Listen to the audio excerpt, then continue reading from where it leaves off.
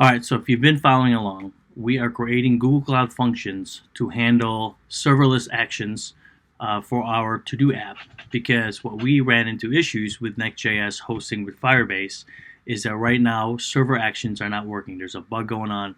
It seems to not be using the server side functions properly, and so we're going to solve that problem by creating Cloud Functions to handle all of those adding, deleting, updating of our ToDo. So this is how we're going to get started. First, what I am going to do is I'm going to go ahead and go to my parent folder for my ToDo Firebase project. I'm going to create a directory called ToDo Functions. Now, we could have just added the functions folder within our NextJS app. Some people do that, where everything, the functions, the server-side logic, the web app, are all in one folder. I like to separate that. I would like to have all my functions in one folder only. All right, separate from the actual web application. So that's what I'm going to do. I'm going to go ahead and cd to the ToDo func folder, and then in order to initialize Firebase functions, we do this by saying Firebase init functions. All right, so here it is. It's going to ask us whether we want to create a new project or use an existing project. We're certainly going to use an existing project that we've been using. So I'm going to go ahead and do that. We're going to select the project that we've been using, which is the ToDo Firebase project that we created early on in the tutorial for creating the web applications. And then we're going to use TypeScript. We can use JavaScript, Python, TypeScript, and so on. But we're going to go with TypeScript here. Do ESLint, and we're going to install the dependencies. All right, so now that our Firebase function has been initialized, what we're going to do is we're going to take a look at actually the folder that was created, which is the functions folder, as you can see over here. And then in there, there is a source folder called index.ts. Let's go into the folder. And you'll see here there's some example code already. I'm going to go ahead and uncomment this example function code that is going to accept a request, and then it is going to send a server response that says hello from Firebase. All right, so before we can actually get started here, there are a few things that we need to be aware of when we're using the TypeScript route for Cloud Functions here, is that if we go to our package.json file, two things I want to point out. I want to point out that it's expecting a folder that contains a lib folder and in a file that's called index.js. It's actually going to have another file in there. I'll show you that in just a second. And then there is this command, npm run serve, in which it creates a build folder for us, and then it runs the emulator. I've found that this command has been causing issues. And so we're going to break that down. So to do this, to make sure that we get our lib folder, we're going to go ahead and cd the functions. And from here, we're going to npm run build. All right, as you can see, we're done running the build. And over here, the lib folder was created with index.js and index.js.map. The one I want you to pay attention to is index.js, because whatever code or functions you write here, it is going to be practically mirrored in this index.js file, as you can see, because this index.js file, it's what's going to serve our emulators, and it is also what's going to be deployed, right? So if you're ever wondering where that's there, that's what it's doing. All right, so we built it. Now what we need to do to actually run this is we're going to get out of functions folder to the parent folder, and we're going to go ahead and run Firebase emulators start.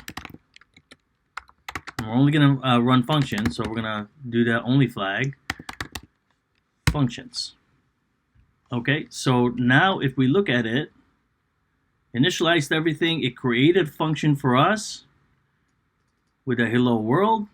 Right, that's the name of our function here, and it gave us a URL that we can invoke here, that we can send a request to, which we can test right now. So I'm going to go ahead and copy that. I'm going to split this terminal. Let's watch on the left side just so we can see as we are invoking it. if I do a curl request, enter, on the left side is going to receive the request, and then it is going to respond back to us with respond that sent hello from Firebase. As you can see here, the respond was received, hello from Firebase. Over here, it told us that it began execution, went through it, and then finished the execution without any error. So at this point, we are set at least to create our functions. What we will need to do is we'll need to create a function that will add a to-do to our database. We'll need to create a function that will delete it, update the to-do, also update whether it's completed or not. So we're going to write 4 functions that will handle our app, since we will not be using server-side actions for this deployment. So let's do it. All right, so the first thing we'll do here is let's create a new function. Let's get rid of export const hello world, and let's go with, actually, let's just do this. Just rename it. Let's create export const add to do. All right. Now what we need to do is we need to decide, all right, do we want this to be a GET request, or do we want to be this by using URL params, or do we want this to be a post request with a body included in it? For here, what I'm going to do, I'm actually going to change this so we can shorten it just a little bit. And then what we're going to import, I'm actually going to clean this up too. Let's get rid of all of these because, okay. And then from here, what we're going to do is we're going to go ahead and import get Firestore.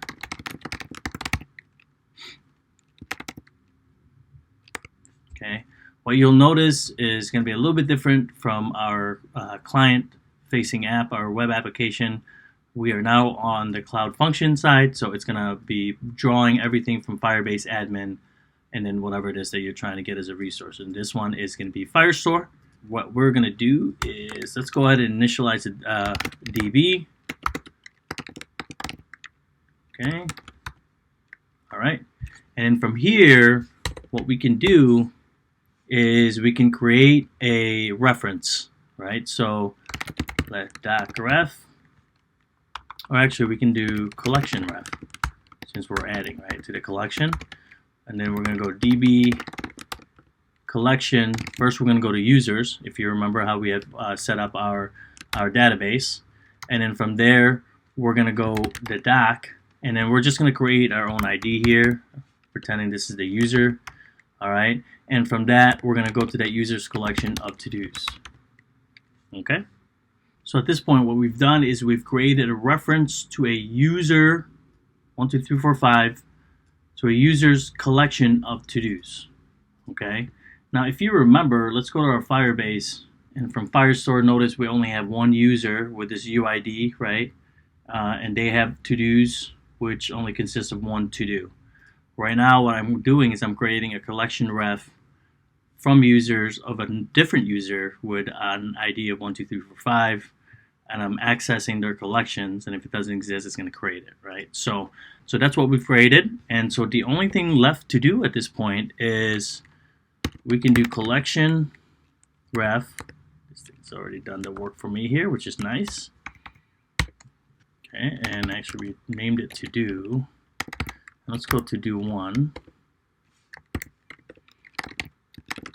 Timestamp. Time. There's actually a better way to do the timestamp. There's a server-side timestamp for Firebase, which we can leverage. For now, we'll leave it at that. And then we're going to go false for completed. And we're actually going to save this action to doc.ref. And I'll show you that in a second. And it's going to be an await async, which means this function up here will need to be an async function. And before we start getting yelled at by TypeScript, we're just going to go ahead and put any here. And we're also going to put any here for now. And then what we'll do is after the request is complete, we're going to return respond with a status 200 and then send the doc ID back. All right, next thing we'll do is we'll import admin.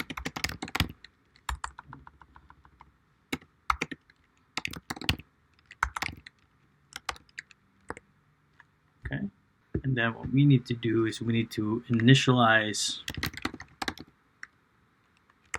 the admin app. Now, what I'm going to do is I'm going to future-proof this by wrapping it in a try-catch block, because at some point you're going to create multiple modules of your different functions, and if you don't put it in a try-catch block, it will cause you an issue. It will time out your functions, because if the admin has already been initialized and you're calling it again, it will result into an error. So now that we're set here, what we're going to do is we need to actually run the build again before we can run the emulator. So let's do that. I'm going to go ahead and go into the functions folder, run npm run build, and then from here we're going to go back out and we're going to do Firebase emulator start only functions. Okay, it has loaded our add to do function with a URL that we can invoke and fetch from. So what we're going to do is we're going to use Postman this time. Let's open up a new request here, paste the URL over here, and click send. We should see our function receive the request on the bottom here, and then we should see a response back from the function. All right, a function has ended, and we did end up receive a status 200, but check that out, we also received the ID of the to-do that we created. Remember, in our code here, it said find the user 12345, go to their collection, create a document with a to-do called to-do1. Let's check our database. If we go here, we now have two users, one with the ID 12345, which is what we created. In the to-dos, they have their to-dos, which is called to-do1. That's awesome. So now we have a working add to-do function, but we just need to make sure that we can actually use it when we're sending fetch requests from our app. So let's modify this so it is workable. So the way we'll do this is we'll do it through URL parameters. So what we will expect from this request is that we are going to expect user UID, and we are also going to expect the to-do, which is going to be a string, and it is not going to be from the request body, but it's going to come from the query itself. Okay, so and then what we'll do is instead of having our manual user doc in here, we're actually going to use the user UID. Okay, and then the to-do is going to come in here, and that should be ready to go. So what we're going to do is let's go ahead and run our build again and test it. All right, so I went ahead and reran the npm run build so that our lib folder is updated just like what we did before, and then I reran our function, so it's ready to go. This should now be able to accept user UID and to do. So let's test that. Over here, I'm going to add the params user UID and to do, and then we'll add a value here. So this time, why don't we do this? Let's select the actual user UID of our app user, and let's give it a to-do of to-do 5, right? Because right now in our app we have to-do 2. Let's do a to-do 5. Let's see if it works. Let's send a request. Oh, as you can see, it was created right here, which means in our database it was also created via our emulator function. So now we have something that we can actually work with. All right, so our next step, now that we have add to do working here, is we're going to want to create our function for deleting a to-do, and we also want to create a function that will update our to-do, whether it's updating the to-do itself, the text, or it's updating the status of complete or not complete. right? So before we do that though, let's prepare for breaking down our code so we're not writing all of our functions in one file. So what I'm going to do is I'm actually going to create a new folder here, and we'll just call it funcs for now. And then we're going to call this add todo.ts. And here, what we're going to do is we're going to copy all of that code. We're going to paste it on here because we're going to need all of those items. I'm going to delete the loggers because we're not going to do any logging. And then in our index.ts file, what we want is we will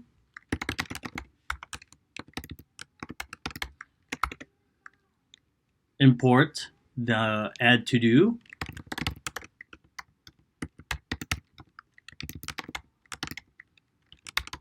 All right, just like that. And then exports that add to do equals add to do that add to do. I'll explain this in 1 second. What the heck does this all mean? Basically what we're doing here is we're separating our functions into different files so that it's easier to maintain, so that if there's anything that we need to fix, we're only fixing the file and not the entire file with multiple functions in it. And then it's a lot cleaner look also. I'm going to delete items that we don't need. Don't have any on request here. And we should be set. We're going to leave the admin initialize app just in case to ensure that it is initialized, even though we have it here also initialized. Okay, so let's make sure that it works. So if you remember, we're going to go to cd functions.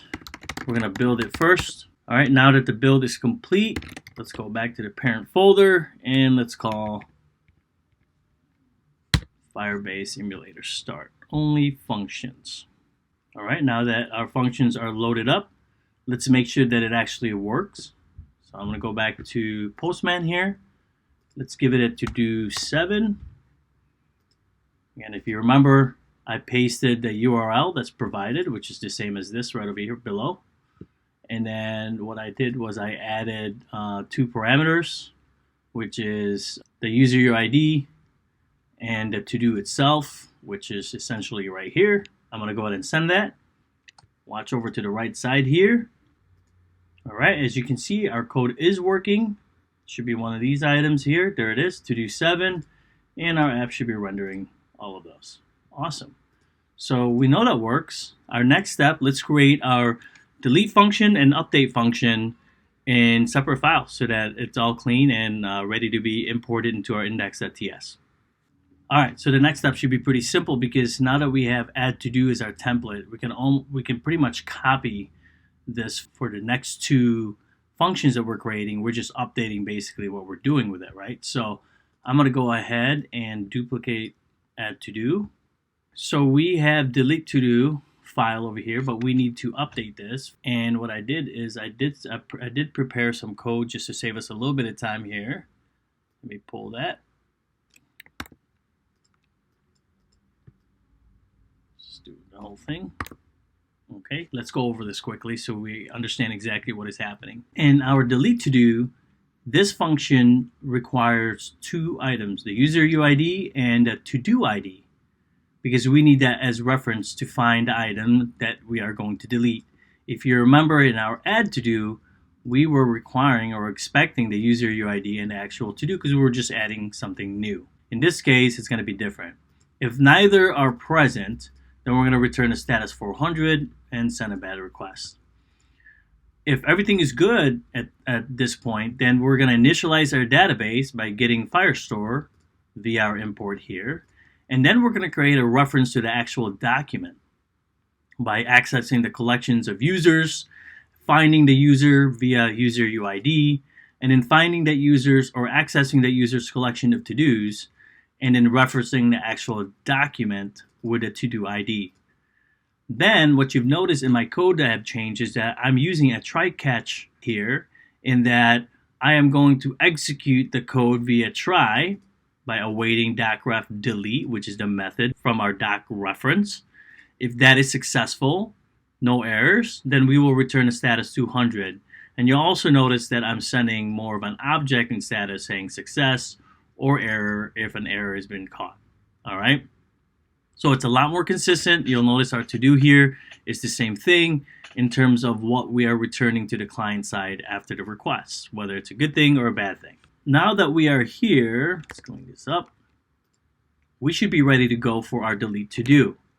So what we want to do now is let's go ahead and const delete to-do require. There we go.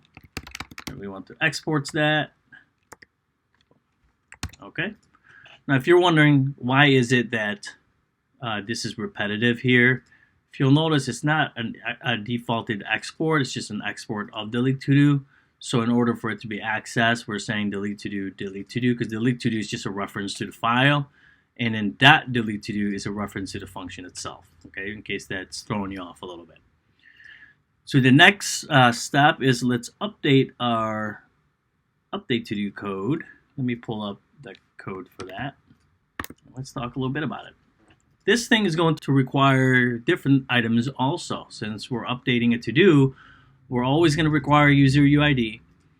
We're going to need the ID of the to-do that we need to update. And in this time, we're going to just do both, to-do and complete, whether it's complete status or true or false status. And the same thing with to-do. Now we could separate this and have update status of to-do and then update to-do, but for our purpose, we'll handle both updating within one function. I think that'll work out okay. All right, so what I've done is, did I add it on already? It should already be added into our index.ts file, so it's ready to go. So what we want to do is let's go ahead and fire up npm run build so we can test it. Okay, so what we'll do now is go back to our parent folder and fire up our emulator. The emulator is all running. We have an add to do, delete to do, update to do. Prior to this though, I did run into some issues for not checking my code with my autocomplete here. It had code in here instead of funcs, which is the reference to this folder. So I ran into a little bit of issues. So I had to npm run build again and then fire up the emulators. But as you can see, we now have an add to do. We have a delete to do function, which is this URL right over here.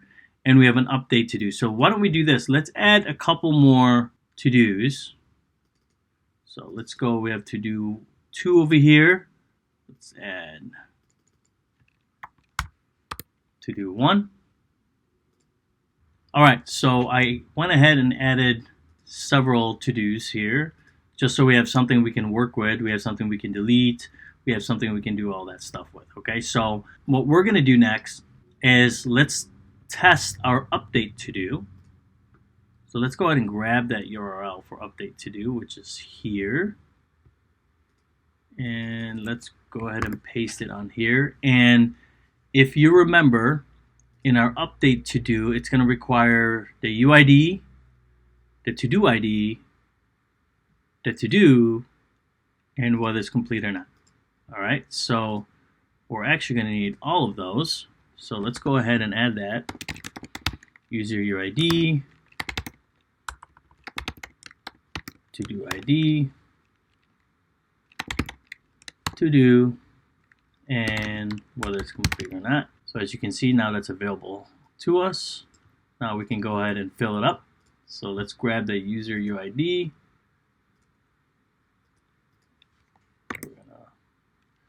Let's grab, why don't we do this? In our app, we have all of these items. Why don't we go ahead and to do 6, let's update that. So we'll grab the ID of that. And then we're going to go ahead and update it from to do 6. And let's just add the word updated. And we're going to keep complete to false. And let's go ahead and send it, see if it works. All right, as you can see, our to-do just got updated, which is updated. It's still false. Let's do this. Let's go ahead and change it to true. As you can see, that updated. There it is. Now that works. All right, so our update function works properly as expected. Let's go ahead and test our delete function. So first, let's go ahead and grab the URL for our delete to do function, which is right over here. Let's go to Postman and go ahead and paste it on there. If you remember, our delete to do only requires two entities in the parameters, which is the user UID and to do ID, so as reference to what we are deleting. So let's go ahead and configure that. User UID and to do ID. Awesome. So let's go ahead and grab our user UID, which is here. Cool. And then let's grab a to-do that we want to delete. This one is to-do 3, so let's go ahead and grab that. So we're going to delete to-do 3. In our app, we have to-do 3, 1, 6 updated, completed, and to-do 4. So let's go ahead and run it and see if it works. As you can see, that worked pretty quick. We have to-do 1, to-do 3 is no longer there. Our app works exactly as expected. So now that we have all of our functions working properly, what we need to do is we need to deploy our functions to Firebase and use the URL for each of those functions within our web application so that we can properly host it in Firebase and that it would be functional. So let's do that next. All right, before we actually deploy our functions, there are a couple things I do want to point out. First and foremost, you definitely want to check your functions are checking for errors or anything like that. For example, right here, I noticed I'm only checking for user UID and to do. I actually need to make sure that there's a to do and complete. So let me go ahead and add that on.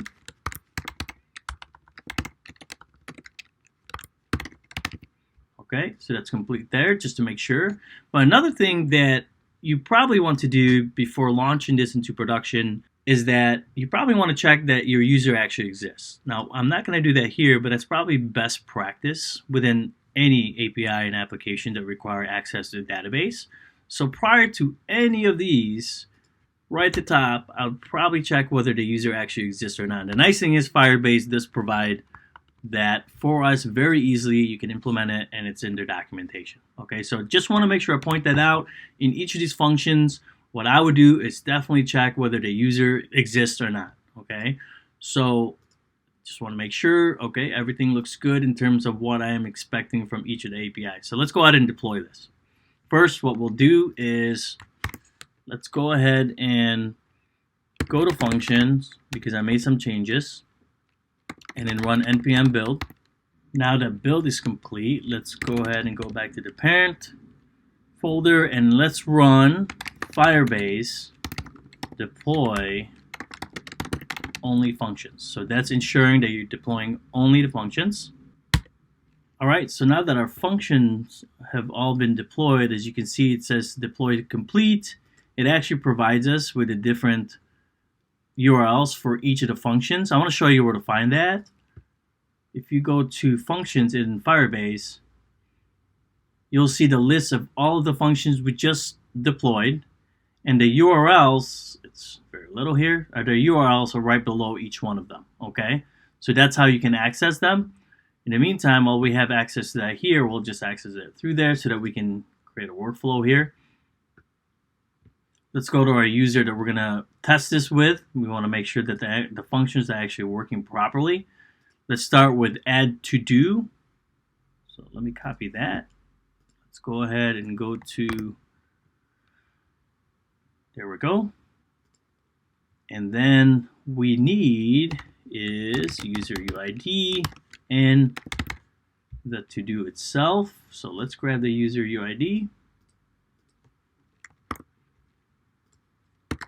And let's say Cloud Funk is working. Let's see if it is working. We received a status success with the ID of that. If we go to our to-dos, as you can see, this just popped up. And it says Cloud Funk is working. Let's take a look at our app. Check that out. That's working fine. Let's go ahead and update Cloud Funk. Let's make it true. All right, so let's go grab our URL. Let's do this. Let's just paste that. It needs a user UID. It needs the to-do ID. Okay, so why don't we add that on here? To-do ID, and it also requires the complete Boolean value or not. So let's go ahead and add the to-do ID, which is this here, and we're gonna say false. Actually, let's make this true. Then we're gonna say updated. Let's go ahead and send that. Watch right here. As you can see, it just updated. If we go to our app, it is now crossed because it is updated. And then, let's see what we got here. I do want to show you something that I made an update. If you notice, when we pass this URL parameters using a GET request, all of the items are string items, right? They're stringified. So true is actually a string, not an actual Boolean. So over here in the code, I added in our code to convert that string into a Boolean, which is what this will do, okay? The 2 exclamation mark. So in case you see that, that's what it's doing. Let's go ahead and work on deleting this one. So let's go ahead and delete it. Let's grab our delete function. Let's update this so we don't have to rewrite everything. And all this is going to need is the actual ID. It actually doesn't need a complete. And let's go ahead and send it. Let's watch this. As you can see, it deleted it. And if we go here, it's no longer there. So we know that our cloud functions, all 3 of them are working properly. So the next thing we need to do is we just need to use all those URLs, implement it in our web application so that our web application will work if we are hosting it through Firebase. So let's do that next.